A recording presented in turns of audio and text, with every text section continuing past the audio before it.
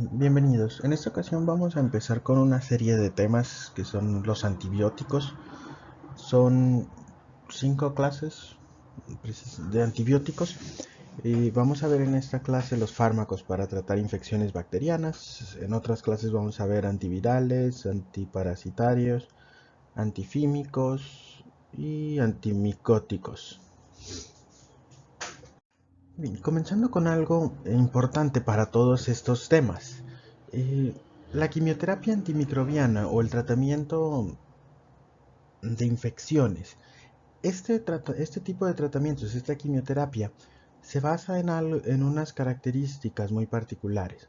Bien, cualquier fármaco que nosotros queramos utilizar para tratar una infección o una infestación, tiene que ser tóxico para el microorganismo que queremos tratar, por ejemplo, bacterias, hongos, micobacterias, virus, parásitos, y esa toxicidad debe ser mucho menor o no existir en humanos. Esa es la importancia que tiene esa es una característica que se tiene que cumplir para que una terapia antimicrobiana sea efectiva. Bien, ¿esto cómo lo logramos? Bueno, resulta que los microorganismos, las bacterias, por ejemplo, de la que vamos a hablar hoy, tienen diferencias. Sus células son de tipo procariota y nuestras células son de tipo eucariota. Entonces, ahí con esa simple diferencia hay muchas otras diferencias. Más bien no es tan simple en este sentido, ¿no?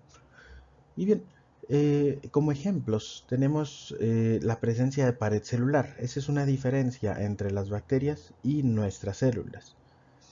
Hay diferencias en la membrana plasmática. Tenemos diferencias en la síntesis proteica y diferencias en el ADN también. Vamos a ver un poquito más adelante estos a más detalle.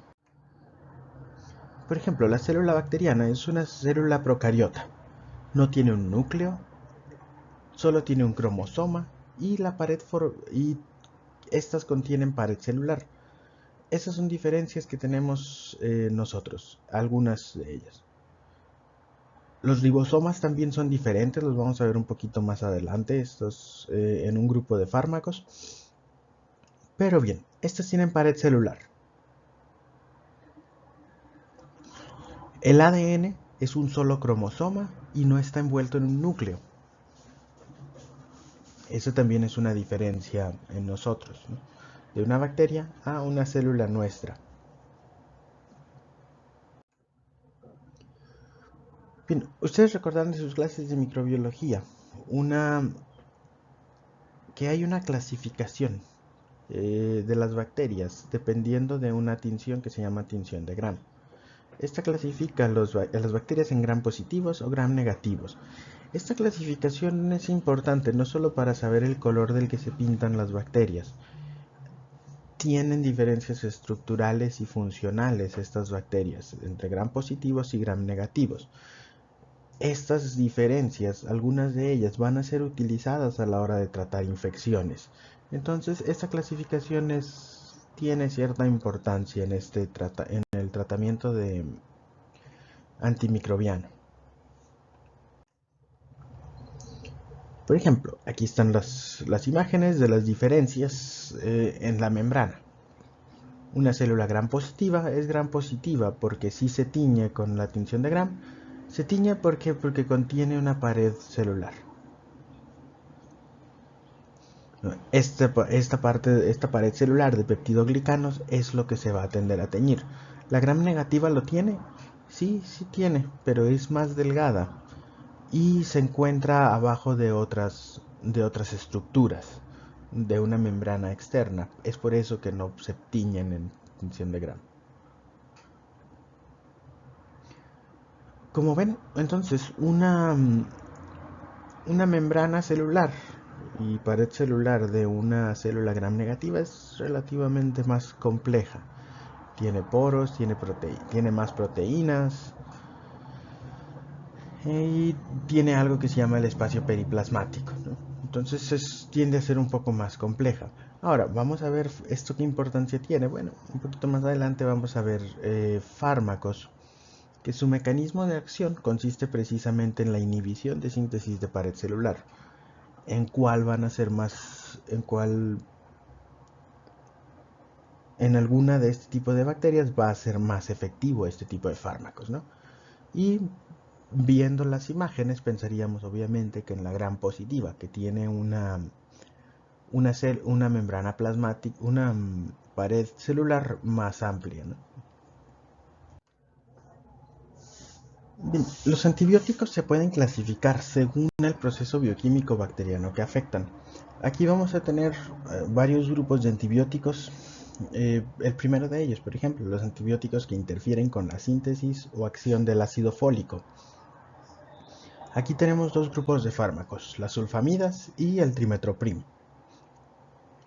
Tenemos los antibióticos beta-lactámicos o antibióticos que inhiben la síntesis de pared bacteriana. Ahí tenemos penicilinas, cefalosporinas, carbapenémicos y monobactámicos. El siguiente grupo son los inhibidores de la síntesis proteica bacteriana. Estos inhiben la síntesis de proteínas en las bacterias.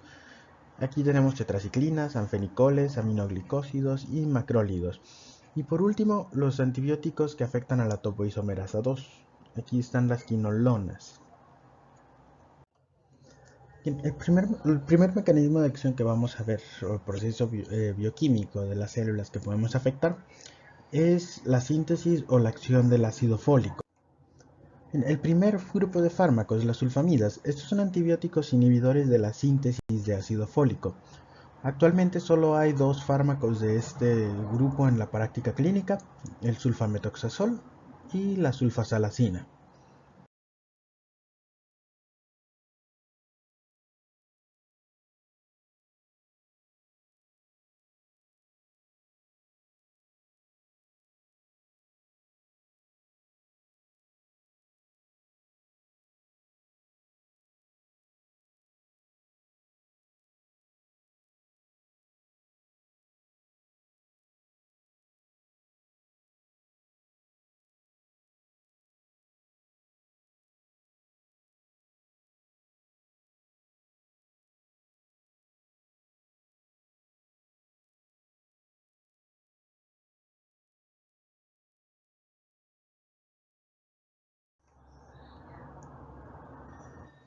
En cuanto a la farmacocinética del sulfametoxazol, este se administra por vía oral, se absorbe en intestino, el metabolismo es hepático, sufre en acetilación a un metabolito inactivo, y en el caso de sulfasalazina no se absorbe y tiene solo efectos sobre la flora bacteriana intestinal. Hay ciertas indicaciones o ciertas enfermedades en las que esto es algo útil. Las aplicaciones terapéuticas, por lo general se utiliza el sulfametoxazol junto con trimethoprim, que vamos a ver un poquito más adelante. Originalmente eran una de sus indicaciones principales eran las infecciones urinarias. En la actualidad hay mucha resistencia a trimethoprim con sulfametoxazol, entonces ya no es de los primeros medicamentos que deberíamos utilizar. Neumonía por neumocistis jirovecii, meningitis bacteriana, agudizaciones de bronquitis crónica. Hay que hacer una aclaración. En todas las aplicaciones terapéuticas que estén en esta presentación, no en todos los lugares van a ser útiles y van a variar conforme pase el tiempo. ¿Por qué? Por resistencias que se van a ir haciendo. En un hospital, de hecho, tienen cierta flora bacteriana con ciertas resistencias que van a ser diferentes a otro hospital o a otra ciudad o a otro estado, a otro país. Aquí sí hay mucha variación en cuanto a diferencias geográficas. Los efectos adversos, hay algunos graves y otros leves. Los graves está la hepatitis, hipersensibilidad. Este tipo de fármacos tienen una de las alergias que llegan a ser más severas, el síndrome de Stevens-Johnson y la necrolisis epidérmica tóxica, depresión de la médula ósea y enfermedad renal aguda. En cuanto a las leves, náuseas y vómitos, cefalea y depresión mental. El trimethoprim, que es otro fármaco que modifica el metabolismo o la síntesis del ácido fólico. En este caso, se va a modificar el metabolismo de ese ácido fólico. Es un fármaco antagonista del ácido fólico y este tiene una característica, tiene una similitud estructural con el ácido fólico, por lo que puede actuar como un falso sustrato de la enzima dihidrofolato reductasa. Esta es la que busca metabolizar el ácido fólico para incluirlo en la síntesis de ADN. Al evitar que se metabolice el ácido fólico porque le estamos dando más trabajo a la enzima, metiendo un fármaco que va de esta forma técnicamente inhibe la enzima. Bien, nosotros tenemos también esa enzima, dihidrofolato reductasa, pero la enzima bacteriana es más sensible que la humana al trimethoprim. ¿Qué pasaría si trimethoprim actuara sobre nuestra enzima? Bueno, pudiera ser un fármaco bastante efectivo como inmunosupresor o como antineoplásico. Y de hecho hay un fármaco que hace esto, eh, parecido, pero con mayor afinidad por la enzima humana. El efecto de este tipo de este fármaco en específico, es bacteriostático. Ahora, volvemos a ver este término de bacteriostático. No significa que sea malo, que no mate a las bacterias. ¿Qué nos permite esto? Bueno, que no se sigan replicando las bacterias. ¿Y qué va a pasar con ellas? Bueno, el sistema inmune va a ser más fácil que se encargue de controlar la infección.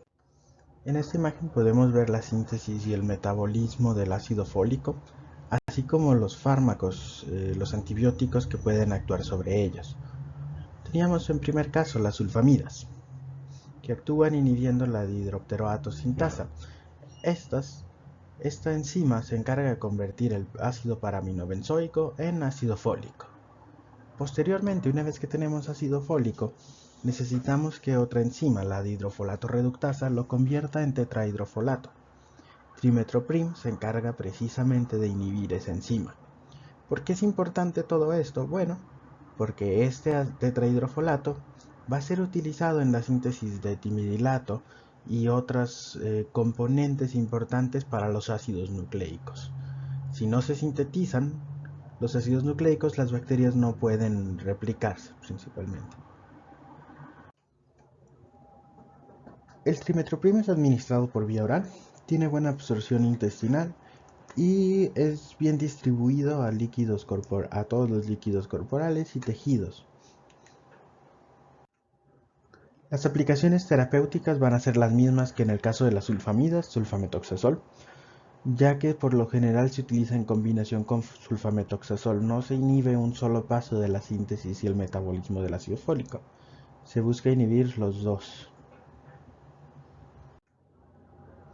Los efectos adversos de estos antimicrobianos son anemia megaloblástica, náuseas y vómitos, trastornos hematológicos y reacciones cutáneas.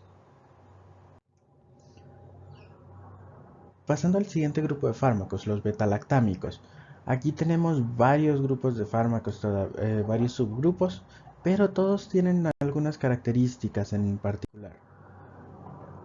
Los betalactámicos, la característica estructural que comparten es la presencia de un anillo que se llama anillo beta. ¿Qué es este anillo beta? Ese es el anillo beta. Como ven, los penicilinas lo tienen, las cefalosporinas lo tienen, los monobactámicos lo tienen y los carbapenémicos lo tienen. Bien, ¿cuál es la importancia de este anillo? Bueno, este anillo tiene la importancia de que al ser destruido, si es escindido o roto, se va a inactivar el fármaco. Este es uno de los mecanismos que utilizan las bacterias para generar resistencias a penicilinas. Y esto es por lo que si generan resistencia a una penicilina o a cefalosporinas, la mayoría de los fármacos de ese grupo de antimicrobianos va a ser inefectivo contra esa bacteria en específico. Tenemos los monobactámicos y carbapenémicos, que son resistentes a betalactamasas, es decir, estos no se destruyen por betalactamasas, pero hay otros mecanismos por los cuales se puede generar resistencia. En la parte de abajo está otro medicamento, otro fármaco que se llama ácido clavulánico. Este ácido clavulánico no es un antibiótico, no es un betalactámico, pero como ven, comparte el anillo beta. ¿Qué va a hacer este ácido clavulánico? Tal vez lo han escuchado, que se combina con amoxicilina, por ejemplo. ¿Para qué sirve la combinación de ácido clavulánico con amoxicilina? Bueno, el ácido clavulánico va a inhibir a las betalactamasas. ¿Cómo lo hace? Actuando como falso sustrato también. Si la betalactamasa tiene que metabolizar el ácido clavulánico, es decir, romper este anillo beta, pues no va a romper la de amoxicilina. Entonces, amoxicilina se mantiene segura de las betalactamasas.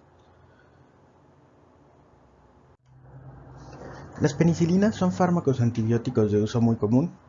Su mecanismo de acción consiste en la inhibición de la síntesis de peptidoglicano en la pared celular.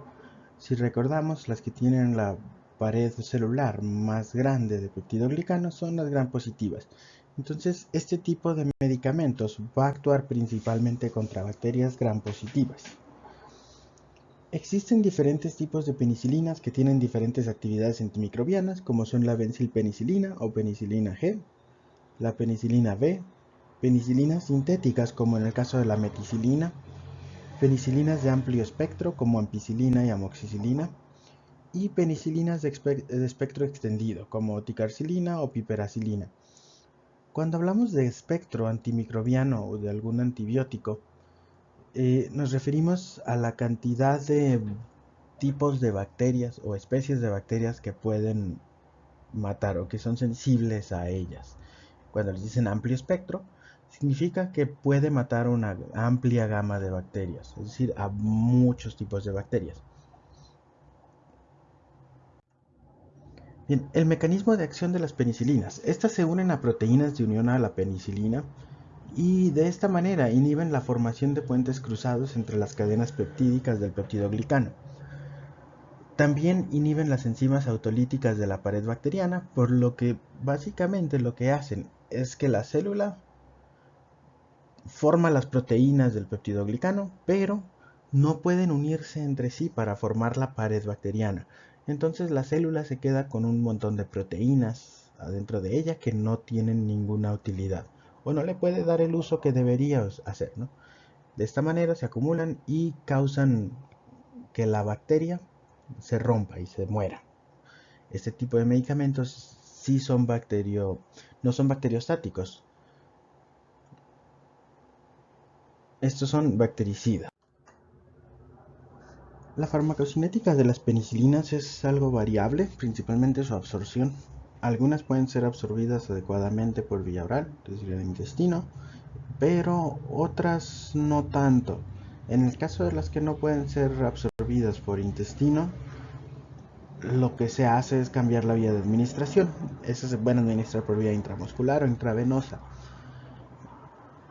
Algunas de ellas, por vía intramuscular, se encuentran en preparaciones de liberación lenta, es decir, se pueden aplicar y se van a ir liberando poco a poco, se va a ir absorbiendo lentamente. Esto va a favorecer que la vida media se prolongue. Se distribuyen de manera generalizada en líquidos corporales y tejidos. Esto va a ser importante a la hora de tratar enfermedades en distintos tejidos. Va a haber órganos en los que va a ser difícil tratarlos, por ejemplo, sistema nervioso central. No cualquier medicamento, no cualquier antibiótico va a llegar al sistema nervioso central. Y son de eliminación renal. Las aplicaciones terapéuticas, meningitis bacteriana en el caso de benzilpenicilina, infecciones óseas y articulares, infecciones de piel y partes blandas, faringitis estreptocócica, bronquitis, neumonías, infecciones urinarias, gonorrea y sífilis. En un principio estas dos últimas eran bastante sensibles a penicilinas. Se ha visto que la la sensibilidad de ellas ha disminuido, entonces hay que usar algunos otros medicamentos. Por lo general, cuando se elige un antibiótico que administrar en un principio, es decir, el de primera elección, siempre tenemos una lista de antibióticos que se conoce que actúan o que pueden matar las bacterias a las que queremos tratar, ¿no? Es decir, en una neumonía, bueno, sabemos que tal antibiótico va a ser útil en la neumonía, pero vamos a encontrar pacientes que le administramos el antibiótico que pensamos que debería ser útil y no es útil. Es decir, a los 3 días, 5 días, el paciente sigue con fiebre y en esta parte va a ser importante que antes de iniciar un tratamiento antibiótico se hagan cultivos. ¿Por qué? Porque pueden pasar cualquier cosa. Una de dos. El paciente con neumonía, ustedes le dan una penicilina y sí se le quita. Pero ¿qué pasa si no? Bueno, si no responde al tratamiento, hay que tener ese plan B. Ok, ¿qué vamos a hacer? Lo más probable es que sea resistente. ¿Qué medicamento podemos utilizar? Bueno, si tomamos un cultivo antes de iniciar un antibiótico, a los 3 días, 5 días que decidimos hacer un cambio de antibiótico, ya tenemos los resultados del antibiograma, del cultivo y antibiograma, y ya podemos ir más dirigidos a qué tratamiento va a ser efectivo, a qué antimicrobiano sí es sensible a esa bacteria que nos está afectando. Los efectos adversos, las reacciones de hipersensibilidad, es decir, alergias, y los efectos gastrointestinales, principalmente cuando se administran por vía oral, amoxicilina, entre otras. El siguiente grupo de fármacos, las cefalosporinas. Este son otro grupo de fármacos betalactámicos. Su uso también es amplio en la práctica clínica, se utilizan bastante. El mecanismo de acción es el mismo que las penicilinas. Actúan sobre la síntesis de pared celular bacteriana. Las cefalosporinas se dividen en generaciones. Tenemos de primera generación cefalexina, cefadrina, cefadroxilo. De segunda generación cefuroxima, cefaclor. Y de tercera generación ceftriaxona, cefixima, ceftazidima y cefotaxima. Este tipo de medicamentos se unen a las proteínas y unen a la penicilina y de nuevo inhiben la formación de puentes cruzados entre cadenas peptídicas del peptidoglicano.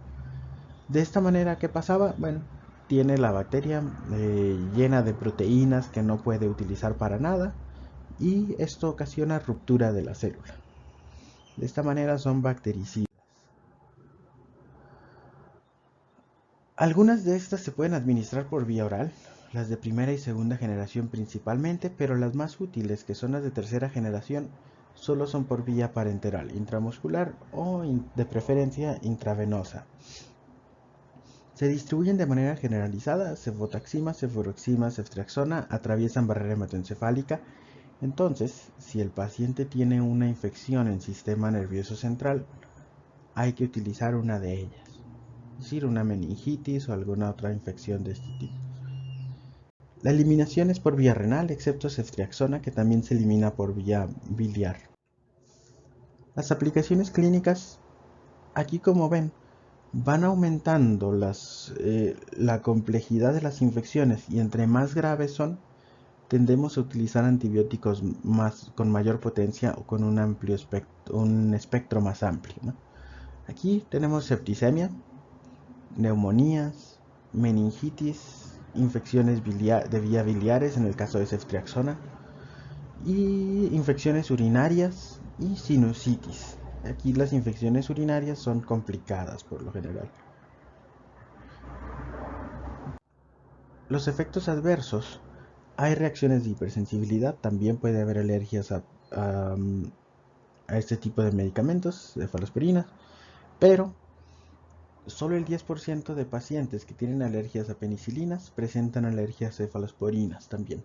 Entonces, no todo paciente alérgico a penicilinas va a ser alérgico a cefalosporinas, aunque sí son un tipo de penicilinas.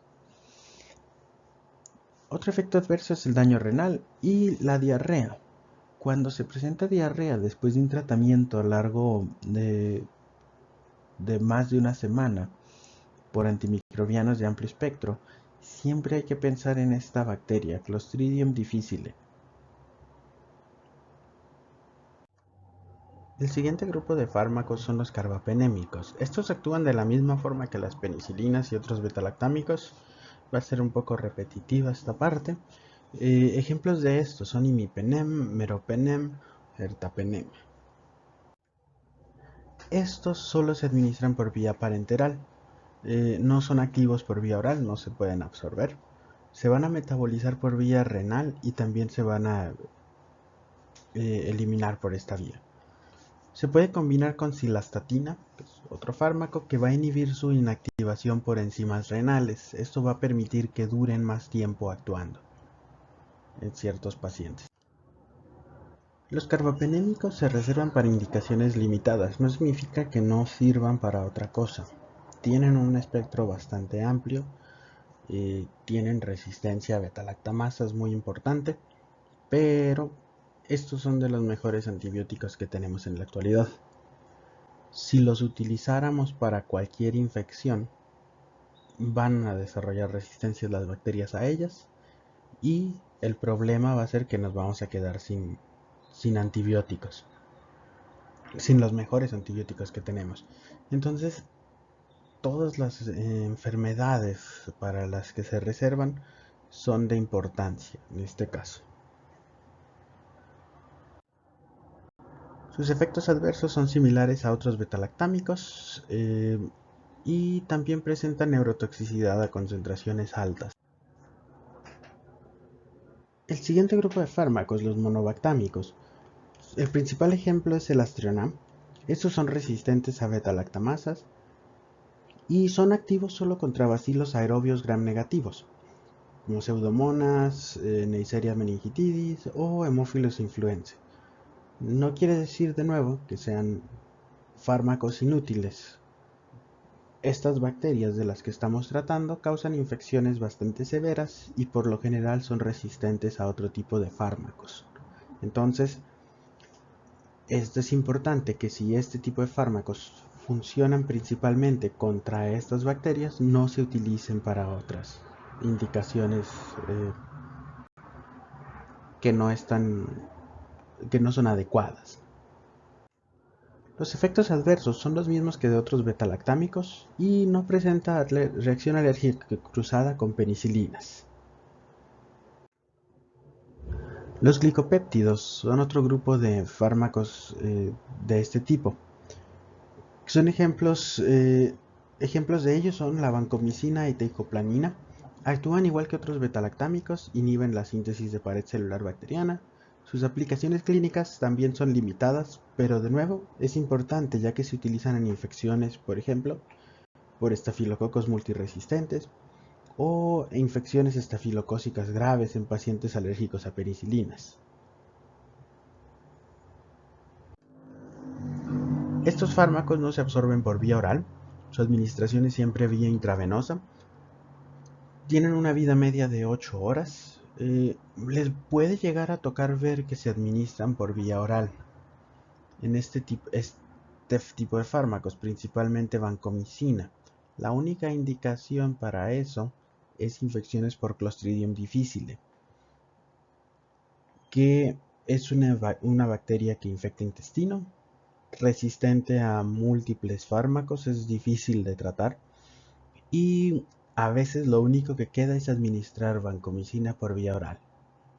En ese sentido, les pudiera llegar a tocar ver que se utiliza, pero es una indicación considerada como off-label, no es una de sus indicaciones, no es una indicación aprobada.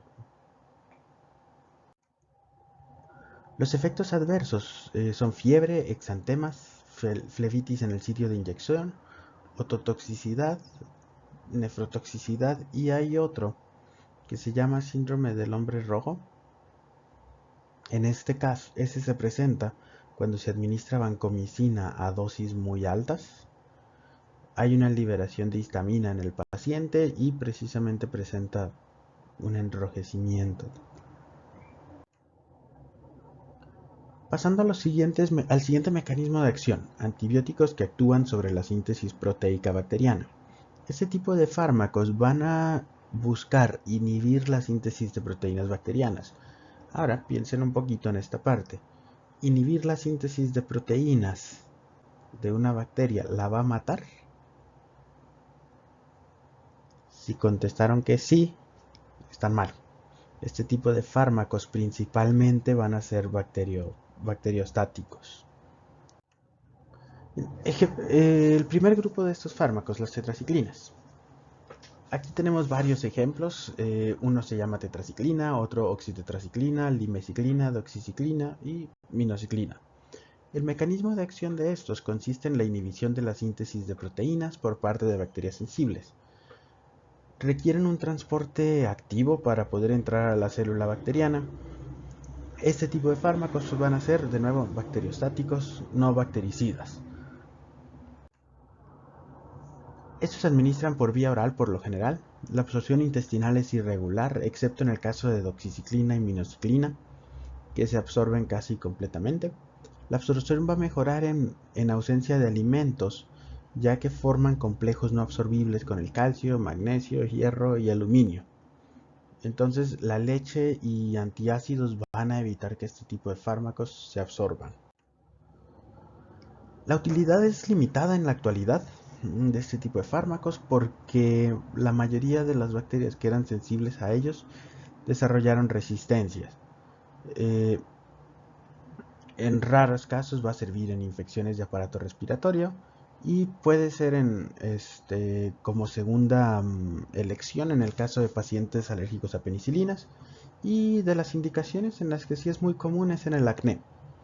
Este tipo de fármacos se utilizaron demasiado en la práctica clínica y la población. Por ejemplo, tal vez les ha tocado escuchar o a alguien le tocó que le administrara los trociscos de terramicina. Bueno, terramicina es una tetraciclina precisamente. Eh, y eso lo administraban las abuelitas por cualquier razón.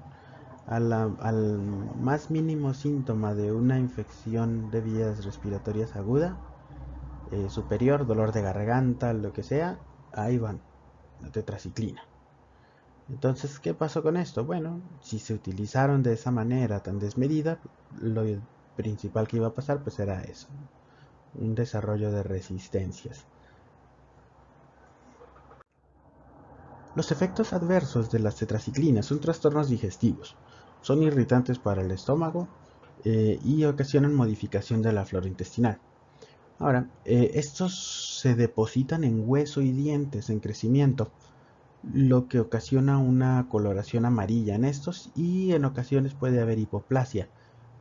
Están contraindicados totalmente en niños. En el mejor de los casos, lo que pasaría si administran tetraciclinas a niños es que los dientes tomen un color entre amarillo y anaranjado que no se va a quitar nunca. En el peor de los casos está la hipoplasia, que afecta en el crecimiento de estos pacientes. Puede presentar hepatotoxicidad en mujeres gestantes, fotosensibilidad. Esta se va a presentar comúnmente cuando se utilizan para el acné, mareos y náuseas por trastornos vestibulares, y a dosis altas pueden causar enfermedad renal y trastornos en la médula ósea a largo plazo. El siguiente grupo de fármacos, los aminoglicósidos. En este grupo tenemos fármacos como gentamicina, streptomicina, amikacina, tobramicina y neomicina. El mecanismo de acción de estos consiste en la inhibición de síntesis proteica por bloqueo de su inicio. El transporte al interior de las células depende de oxígeno, por lo que no tienen actividad contra bacterias anaerobias. Y la actividad de estos sí va a ser bactericida. No se absorben en tubo digestivo, por lo que se tienen que administrar por vía intramuscular o intravenosa. De nuevo también hay una indicación para ellas para la vía oral, pero de nuevo es para matar bacterias que se encuentran en el intestino, en el caso de neomicina. La vida media es de 2 a 3 horas y la eliminación es renal. Estas se acumulan rápidamente cuando la función renal está disminuida, entonces no deben administrarse en pacientes con enfermedad renal. Tienen un amplio espectro antimicrobiano, así que van a actuar sobre bacterias entéricas gram negativas, pueden utilizarse en septicemia o infecciones por pseudomonas en el caso de tobramicina. Los efectos adversos. Estos efectos adversos son bastante importantes. Pueden causar ototoxicidad, es decir, daño a oído, que es un daño irreversible, y enfermedad renal. El siguiente grupo de fármacos son los macrólidos. En este grupo tenemos ejemplos como eritromicina, claritromicina y acitromicina. El mecanismo de acción de ellos consiste en la inhibición de la síntesis proteica al inhibir el paso de la translocación.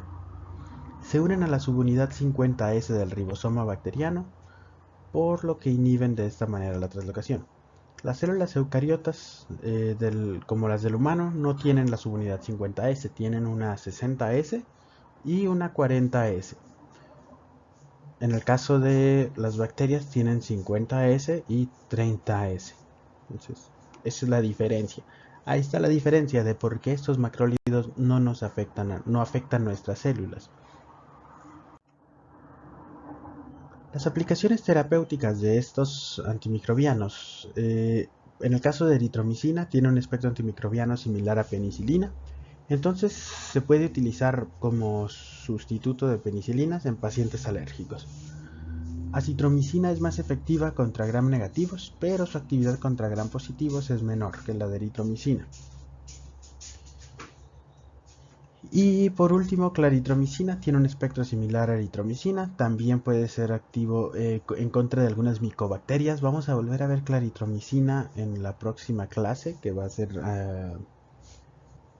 fármacos contra micobacterias, y vamos a ver que es un fármaco bastante importante en ese caso.